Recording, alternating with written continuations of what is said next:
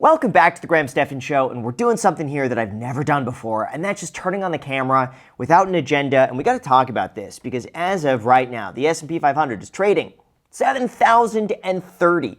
It somehow made it back up past its previous all-time high. And I mentioned this before in a members video on my main channel, but I think it's worth repeating here.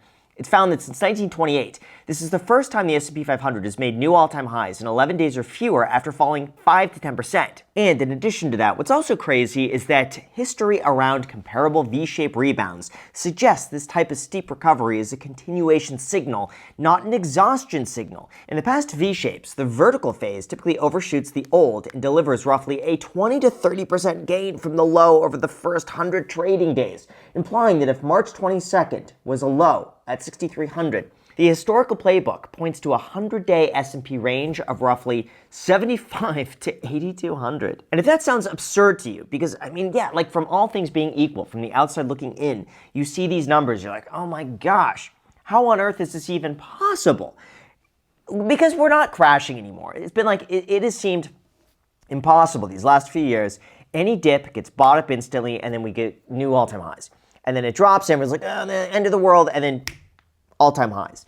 But what I found interesting is that it said similar streaks have led to the index being higher 1 year later 100% of the time, with an average gain of 26%. NASDAQ is also on track for its 12th consecutive green day, its longest streak since July of 2009. If this isn't a good example of you shouldn't time the market, I don't know what is. Because, I mean, again, objectively, just a few weeks ago, we were looking at oil prices supposedly going to hit like $150 a barrel. It was going to raise inflation.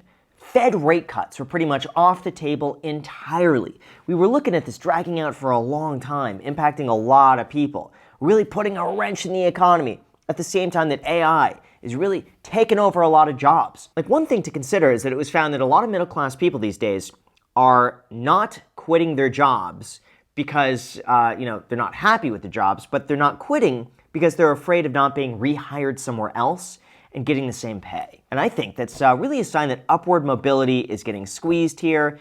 People are, spending a lot of money. And meanwhile, with everything overseas, I mean, it just complicates things. And it seems to make sense, okay? It seems to make sense on the surface. Let's see a 20% drop. But it's really important to realize that the stock market is not the economy. The stock market is not rational. And a lot of the times, the stock market is also forward-thinking. So it's not looking at like, oh, what's happening today? Ooh, negotiations today did bad. No, it says, okay, what are the chances this persists 2 years from now? What's going to happen 5 years from now? Is 5 years from now, can we get over this? If the answer is yes, then it prices in 5 years from now and not so much what's happening today.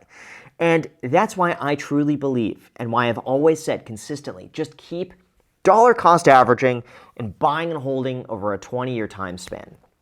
That's all it is. That's as simple as it is. You don't need to try to like, oh, I'm going to sell here and buy here, or like, oh, I'm going to, this is a good entry point. Just if I've learned anything ever, it's simply that you have no idea what's going to happen. You have no clue. And the market could be up even though you think it's down. I've also seen days where, on Twitter, people are saying, oh yeah, Sunday night, this is all really bad and Monday morning is going to be brutal. And then Japan's stock market falls like 5%. And then Euro markets fall 5%. But somehow the S&P 500 closes green. No sense. And that's why I've just come to realize it's just like, you don't need to do anything fancy. You don't need to be like, researching all this and this and this. The best strategy just seems to be that if you're 20 to 30 years away from retirement, all you got to do is say, here's how much extra money I have every month, and I'm going to deploy it across a series of index funds that covers the entire stock market. And that way, I don't have to worry about timing. I just consistently buy in. If the market moves up, I make money. If the market moves down, that's great because I get to buy cheaper. And that's, my entire strategy, and why I just try to keep it simple. And the more I try to complicate things, again, me personally, the worse I tend to do. Like when I try to outsmart people, I'm like, oh, I could do this over here and this over here. It just never turns out as well. And so one of the predictions that I will make, though, in this video is that I tend to think that international stocks and emerging markets probably have more room to grow than the United States over the next 10 to 20 years. Vanguard seems to also agree with me on this, purely because they're starting from a lower baseline and they have more growth. Like going from like 0 to 1 is going to be way bigger of a return than going from like the United States 10 to 11, so to speak, is an analogy here. You know, they're not actually going from 0 to 1, but I'm just, to put that into perspective, that's what, you know, a lot of these big hedge funds and brokerages seem to believe. So, you know, you see these all-time highs here. It's not to say that we can't see a 20 to 30% drop. Who knows? That's the whole point of this video. Nobody knows. But just like we looked at 6,300 and thought, oh, it'll go down here based on...